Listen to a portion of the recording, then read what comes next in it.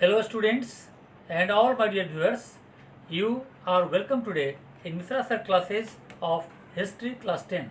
Actually, I am going to describe today the assertive nationalism.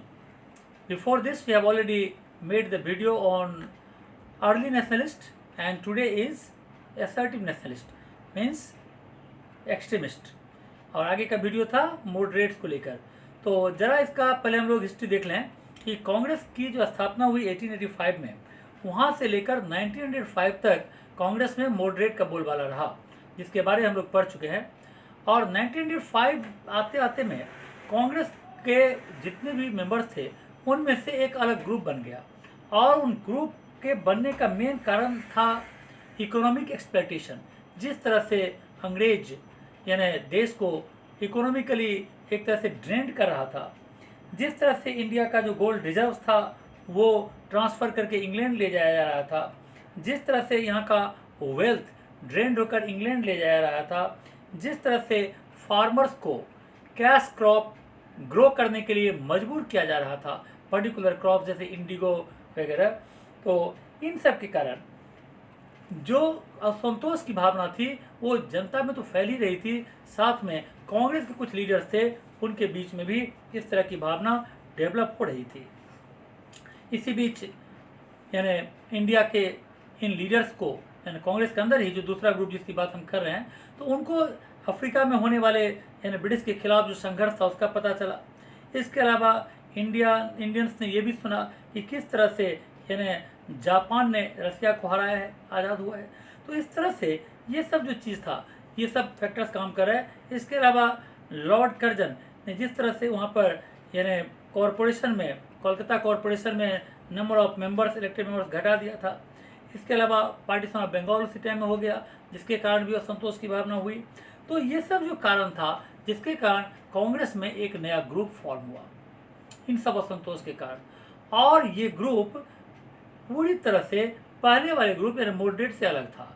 Moderate लोग का मानना था कि देश में आज़ादी की जो लड़ाई है उसकी ज़रूरत नहीं है, आज़ादी की ज़रूरत ही नहीं है, अंग्रेज अच्छा शासन कर रहा है, इससे बोलकर या इसे पिटिशन प्रेयर वगैरह देकर के इससे अपना काम निकलवा लेना है, इसको रिक्वेस्ट करना है। लेकिन ये ग्रुप जो बन रहा है एक्सट्रीमिस्ट ग्रुप, जिसको असर्टिव नेशनलिस्ट कहते हैं, ये लोगों ने उसका पूरा विपरीत तरीका अपनाया और इसी ग्रुप का नाम है एक्सट्रीमिस्ट ग्रुप, यानी जो आमतौर पर यानी ईंट का जवाब पत्थर से देने की बात करते थे। तो हम लोग आज के इस वीडियो में यही देखेंगे कि जो हमारे इस ग्रुप के लोग थे ये कैसा हुआ, मतलब इनका क्या मानना था, इनका बिलीफ क्या था, इनका ऑब्जेक्टिव क्या था।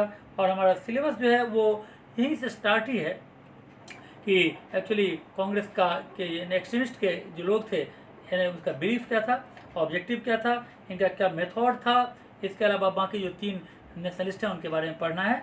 बाल गंगाधर तिलक हैं, उसके बाद बिपिन चंद्र पाल और साथ में लाला लाजपत राय, जिसे लाल बाल पाल के नाम से जानते हैं। तो ये सारा कुछ इस चैप्टर में होने वाला है। सबसे पहले हम लोग देखते हैं यहाँ पर कि जो एक्चुअली जो रिड्यूस सिलेबस है, न्यू सिलेबस है, उसके हिसाब से बस इतना ही सिलेबस है। सबसे पहले हम लोग यहाँ पर बिलीफ के बारे में देखते हैं। जैसा मैंने कहा कि कांग्रेस के अंदर जो लोग थे ये यानी एक्सट्रीमिस्ट लोग, इनका पूरी तरह से उल्टा विचारधारा था यानी मॉडरेट से। तो इन लोगों का ये मानना था कि हमें एग्रेसिव तरीका अपनाना पड़ेगा। वो लोग जो मॉडरेट पॉलिसी अपनाते थे, इन लोगों ने कहा कि नहीं, एग्रेसिव पॉलिसी यानी हमें यानी लड़ाई, इसके बाद यानी वायलेंस जिसको बोलते हैं, वो लोग नॉन वायलेंस था में बिलीव करते थे, ये लोग वायलेंस से बिलीव करते थे। यानी किसी तरीके से उनके ऊपर, अंग्रेजों के ऊपर इतना प्रेशर बनाया जाए, चाहे वो जैसे भी हो, चाहे आंदोलन करके हो, मार करके हो, यानी अपना डिमांड हमको पूरा करना है। सो एग्रेसिव नेशनलिज्म, इसीलिए इनका नाम भी पड़ा है। सबसे पहले तो इन्होंने ये कहा कि हमें स्वराज की ज़रूरत है। मॉडरेट वाले स्वराज नहीं चाहते थे, इनको बोला स्वराज की ज़रूरत है। और बाल गंगाधर तिलक ने ओपनली कह दिया, उनका एक स्टेटमेंट बहुत ही अच्छा है, Swaraj is my birth right and I shall have it. बहुत ही फेमस लाइन है ये, यानी बाल गंगाधर तिलक का। इसके अलावा ये जितने भी लोग थे, इनका एम सिस्टम ऑफ एडमिनिस्ट्रेशन को इम्प्रूव करना नहीं था, बल्कि सिस्टम को पूरी तरह से चेंज करना था। तो मॉडरेट जो थे उनका मानना था कि सिस्टम को इम्प्रूव करना चाहिए, और एक्सट्रीमिस्ट जो हुए उनका मानना था कि नहीं, सिस्टम को इम्प्रूव नहीं, सिस्टम को बिल्कुल ही चेंज करना पड़ेगा। तीसरा, they knew that the British were interested only in their own well being, और इनका ये भी मानना था कि ब्रिटिश इंडिया के लिए नहीं बल्कि खुद की भलाई के लिए काम कर रहा है, और इस तरह से इन्हें किसी कीमत पर यहाँ से इनको भगाना पड़ेगा, ऐसा इनका बिलीफ था, ऐसा इनका ऑब्जेक्टिव था।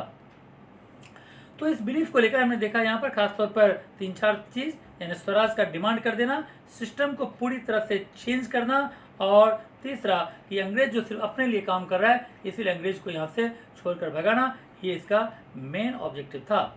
अब देखते हैं इसको पूरा करने के लिए कौन कौन सा तरीका इन लोगों ने अपनाया।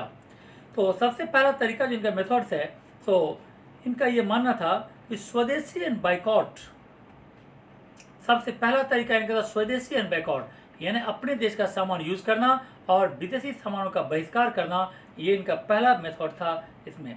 दूसरा था यहाँ पर कि लोगों के अंदर जितने भी लोग थे, यानी इंडियंस के अंदर अपने पास्ट कल्चर के बारे में उन्हें एक तरह से कॉन्फिडेंट करना, विश्वास दिलाना कि हम लोग का जो कल्चर है, पास्ट कल्चर, उसके बारे में जानकारी देना कि हम लोग कितने महान थे और हमारे ऊपर अंग्रेज कितना जुर्म कर रहा है, पास्ट कल्चर की याद दिलाना। और तीसरा इनका ये था कि हम लोग यहाँ पर न्यू एजुकेशनल पॉलिसी को लाई जाए, एजुकेशन पॉलिसी जो ये चला रहे हैं अंग्रेज गलत है। इसके अलावा यानी यहाँ पर यानी पूरी तरह से वोकेशनल, पॉलिटिकल, सेकुलर एजुकेशन डाला जाए, ये भी इनका एम था। तो ये 3 तो इनका मेथड था, यानी पहला तरीका हमने देखा स्वदेशी एंड बाइकॉट का, दूसरा लोगों के अंदर घूम घूम कर लोगों को ये समझाना कि अंग्रेजों के खिलाफ जाने के लिए और अपने पास्ट के बारे में याद दिलाने के लिए, और तीसरा एजुकेशनल सिस्टम को पूरी तरह से अपने कल्चर के हिसाब से ढालना। इस तीनों काम को करने के लिए जो 3 एक्सट्रीमिस्ट लीडर यानी 3 एग्रेसिव नेशनलिस्ट के नाम अगर कहें तो इनको शॉर्ट में बाल लाल पाल यानी लाल बाल पाल के नाम से जानते हैं। लाल का मतलब है यहाँ पर लाल लाजपत राय, बाल का मतलब है बाल गंगाधर तिलक, और पाल का मतलब है बिपिन चंद्र पाल। तो ये तीनों का काफ़ी योगदान है यहाँ पर, इसीलिए पॉपुलरली इनको लाल बाल पाल के नाम से भी जानते हैं। वैसे तो अभी अचीवमेंट सिलेबस में इस बार के सिलेबस में है नहीं, और तो इसीलिए हम लोग यहाँ पर तीनों के अचीवमेंट को देखेंगे कि तीनों का कंट्रीब्यूशन आखिर क्या है। देश की आज़ादी की लड़ाई में तीनों ने सबसे पहले क्या कंट्रीब्यूट किया। सबसे पहले हम देखते हैं बाल गंगाधर तिलक के बारे में। बाल गंगाधर तिलक आमतौर पर यानी बहुत बड़े एग्रेसिव नेशनलिस्ट थे, जिनका ये मानना था, जैसे मैंने पहले कहा है, Swaraj is my birth right and I shall have it, इनका स्लोगन था। तो ये भी एक पॉइंट है, इन्होंने स्लोगन दिया Swaraj is my birth right का। दूसरा, इन्होंने केसरी और द मराठा नाम का न्यूज़पेपर निकाला, जिसके अंदर ये अपने आइडिया को लिखते थे और स्प्रेड करते थे उसको। इसके अलावा इन्होंने स्वदेशी और बाइकआउट को काफ़ी स्प्रेड किया और अंग्रेज़ों के ऊपर इसके ऊपर काफ़ी प्रेशर पड़ा। इसके अलावा कह सकते हैं यहाँ पर कि इन्होंने गणपति फेस्टिवल जो स्टार्ट किया था, गणपति एंड शिवाजी फेस्टिवल, ये दोनों फेस्टिवल महाराष्ट्र में काफ़ी पॉपुलर है। ये दोनों ही एक्चुअली बाल गंगाधर तिलक के द्वारा स्टार्ट किया गया था। और इस स्टार्टिंग में जो रिलीजियस फीलिंग थी वो नहीं थी, बल्कि यहाँ पर लोगों को एक साथ जमा करना इसके बहाने और उनके अंदर लोगों को एक तरह से अंग्रेज़ों के खिलाफ उनको कन्विंस करना, ये इनका मेन मकसद था। इसके अलावा यहाँ पर ये एनी बेसेंट के साथ मिलकर तिलक ने एक होम रूल लीग बनाया था जो देश की आज़ादी के लिए काफ़ी लड़ा। इसके अलावा एंटी पार्टीशन मूवमेंट में भी इनका काफ़ी योगदान है। तो हमने 4-5 कर दिया, बोर्ड का सिलेबस में 2 है सिर्फ, तो कोई भी 2 तुम याद रख सकते हो। जैसा हमने कहा, पहला हो गया Swaraj is my birth right and shall have it, इनका स्लोगन था। दूसरा, यहाँ पर केसरी और मराठा नाम का न्यूज़पेपर के द्वारा अपने आइडिया को स्प्रेड करते थे। तीसरा, हमने कहा यहाँ पर कि स्वदेशी एंड बाइकआउट को इन्होंने पूरी तरह से समर्थन किया, उसको दूर दूर तक फैलाया। इसके अलावा यहाँ पर गणपति और शिवाजी फेस्टिवल स्टार्ट करवाया महाराष्ट्र में। इसके अलावा होम रूल लीग स्टार्ट करवाया और पार्टीशन ऑफ बंगाल में काफ़ी योगदान रहा इनका, यानी उस पार्टीशन ऑफ बंगाल के खिलाफ इन्होंने काफ़ी हद तक यानी अंग्रेजों के साथ लड़ाई की। इसमें से कम 2-3 भी ध्यान रखना चाहिए। इसके बाद जो दूसरा नेशनलिस्ट लीडर है उसका नाम है बिपिन चंद्र पाल।